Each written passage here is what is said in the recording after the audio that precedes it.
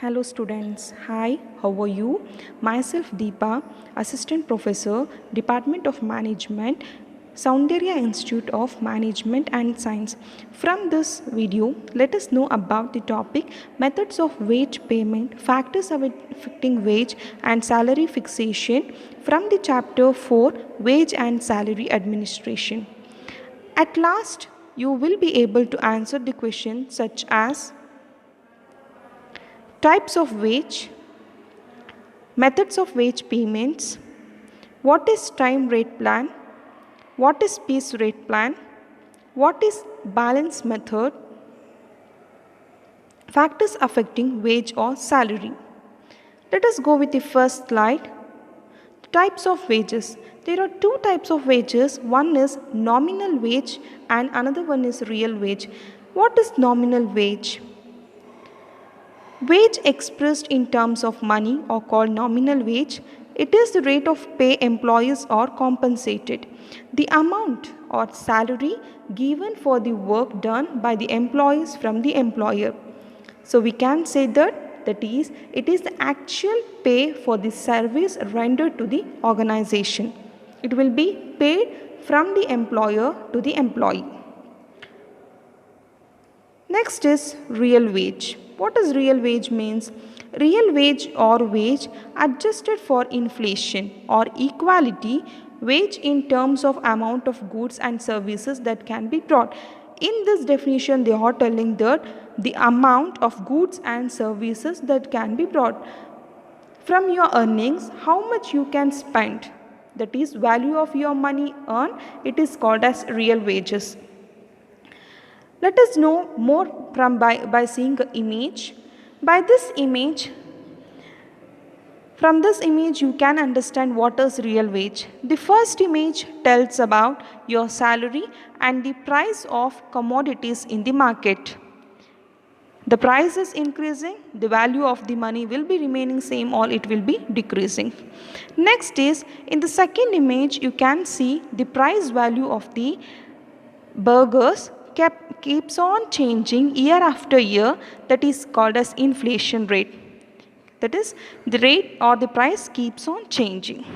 The value of the burger earlier it was less and for the same amount they were getting more number of burgers, but the quality and the quantity of the burger has been reduced in the second. Next is methods of wage payment. There are three methods of wage payment. One is time wage plan, piece rate plan, balance or debt plan. Next is, let us go with the slide, time wage plan. First is, this method is the oldest and the most common methods of fixing wages. Obviously, from earlier to the now, we are calculate on the basis of the number of time spent by the worker. The actual time spent by the worker in India is 8 hours. For that they will be paying. Under this system, workers are paid according to the work done during a certain period of time. As I told earlier, the workers or the employees will be paid based on the time spent by the employees for the service. At the rate of so much per hour, per day, per week or per month or another fixed period of time. It will be calculated, however it will be calculated on time basis, that is it may be like per hour, per day, per week or per month. This essential point is that the production of a worker is not taken into consideration in fixing the wage. The output is not considered here, only the time spent on the work done is considered. He is paid at the settled rate as soon as the time contracted for his spent, as soon as the hours spent. It can be monthly basis also. How many days he has spent, how many hours he has spent, based on that the salary will be given or the wage will be given. Next is, let us know what are the advantages of time wage plan. As there is no time limit for the execution of the job, workmen are not in a hurry to finish it and this will pay attention to the quality of their work. Here they will be not considering any output, only they will be considering about the time spent. here what happens, the worker will give a good quality of work. When they are not stressing more, they will be giving a good quality work. Jealousy among the workers are avoided. Obviously, in the organization, when the one employee is getting performance appraisal every time, the other employees will give, another employees will feel jealous. So this will not happen in time wage plan. The quality of the work can be kept high. As I told you earlier in the first point, the quality of the work will be kept high because they will not calculate on the output method, they will calculate on the time spent. When they are spending the time, they will give a good quality of the work on the work done. Union prefer time wage as it doesn't differentiate between efficient and inefficient workers. When they are not taking the output into consideration, they will not tell that this employee has produced this much and the other employee has produced low. They will not differentiate like that.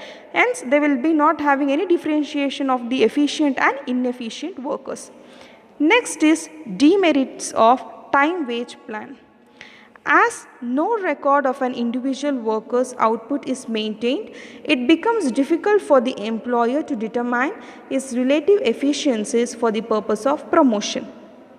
When they are not counting their efficiency, it may give, like it may take some time to take decisions, or it will be like it will not give such much scope to give promotion.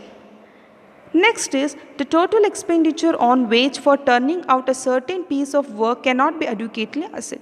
They cannot assess how much the employee has been done, what is the quality of the work the employee has been done. We cannot recognize it. Like one employee may work more and another employee may not work anything. That may happen in this method. Next is better workmen will have no incentive to work hard and better. Obviously, when they are not giving any incentive for the work or the performance done, there will be no incentive for the hard work and they will not recognize the hard work also. Next is piece rate plan. Under this system, workers are paid according to the amount of work done or the number of unit completed. It is a vice versa of the time rate. Here they will count what is the output, what is a per unit, based on that they will give a salary or wage. Greater is the number of piece produced by a worker, higher is remuneration. When they are giving based on the output produced, if they produce output, the employee, if he produce more number of outputs, then based on that the salary will be given or the wage will be given. Thus a workman is paid in direct proportion to his output. For example, per unit is 100 and he has produced 10 pieces in the day, he will be getting 10,000 per 10,000. Next, so it is called payment for result. Based on the output, he will be paid. So based on his result, the salary will be given. Let us know what is the advantages of the piece rate plan. There is a direct relationship between efforts and rewards. Worker who work hard and produce more get more wages. Obviously, when the worker is giving more efforts and he is much efficient in his working, he will be getting more amount of salary based on his efforts. And next is opportunities to utilize their talent and increase their earnings and improve their standard of living and morale. When the employee is giving more ample opportunity, when the employee is getting more opportunity to do work, when he is utilizing it, he will be getting more salary or the wages. When he is getting more salary or the wages, the standard of living and the morale of the employees will be increased. Management can distinguish between efficient and inefficient workers for the purpose of promotion. As in case of time rate plan, it was not an opportunity, but here it is an opportunity. They can segregate who is an efficient worker and who is an inefficient worker. Based on that, they can give a performance appraisal. As workers, slaves have a stake in maximum of efficiency. Cost of supervision is low. Themselves in the organization themselves, they put an stress to work, or themselves they put their effort to do the work, when in such a situation the supervisor work will be not that much required. Let us know about the demerits of the piece rate. First one is employees may not stress quality so that rigid quality control become necessary. Here what happens, it is based on the piece rate salary. The employee's intention is to produce more number of units. When he is targeted to produce more number of units for the purpose of salary, at one point the quality will be reduced. This system may create jealousy between efficient and inefficient workers. As I told you earlier in the last slide, it will be helpful for the performance appraisal. If the one worker is working in the best way and he is getting a performance appraisal every time, the other worker will feel jealous by seeing the efficient employee. Trade union do not like it as it affects their employees. That is, how, in what terms it will affect, that is, it affects the emotions, like the one person will be appraised and other person will be like he will be having stress to produce more, or he will be warned that this what happens, or the other time they will differentiate the efficient workers and inefficient workers. So that will be not implemented by the trade unions. They do not like the differentiation of the workers. Next is balance or depth method. What is balance or depth method means? That is a third method of payment of wages. This method is a combination of time and piece wage system. They combine both the thing and they will take the work from the employees and they will give a salary. Next topic, that is factors affecting wage or salary fixation. Let us know what are the different factors which affects the salary and wage fixation. First is general factors, which is applicable for all, and next is individual factors, that is which is applicable for the individuals. Based on the individual, the salary will be given. First is government legislation. What is government legislation means? Compensation legislation such as Minimum Wage Act, Payment of Wage Act, etc. have to be taken into consideration in wage and salary administration. Before going to fix the salary, they have to look into the government legislations. Next is going wage and salary. What is this going rate salary? The wage and salary paid for comparable jobs by other firm in the industry, that is what the competitors is paying. What happens if we are not paying more than the competitors? If the competitor is paying 20,000 of salary and we are paying 50,000 of salary, what happens?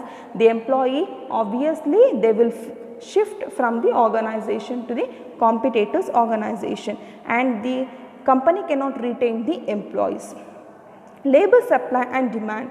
The labor and supply of demand means they have to see what is the position of the labor in the market. In this current situation, that is in a current situation of the COVID, everyone need employment, everyone need job. At this time the supply will be more. So what the employer will do, he will pay less and he will take the work. And the another hand, that is demand. If the demand is less, if nowhere the employees are not available, he will pay more for the employees and they will get a work done. Next is union demand. The trade unions play a significant role in wage and salary administration. It is necessary to have its cooperation, otherwise nothing can be done. The strategy of the union demands should be kept in mind. Next is productivity. Increasingly, there is a trend towards gaining wage increase to productivity increase. Productivity is a key factors in operations of a company.